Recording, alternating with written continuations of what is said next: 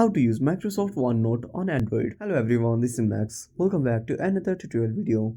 So let's start without wasting any time. Also make sure to watch this video till the end. First of all, open up your Play Store. Now tap on the source icon at the bottom right corner.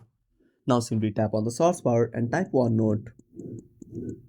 Now once you type it, simply tap on the source icon.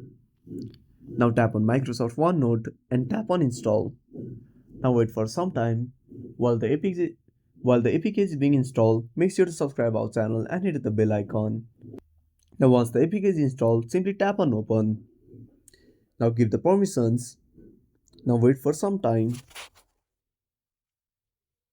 Now select your Google account to sign in. Now wait for some time. Now tap on get started.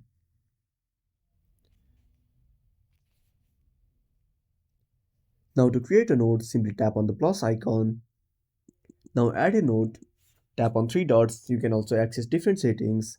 You can also tap on send, delete and many more.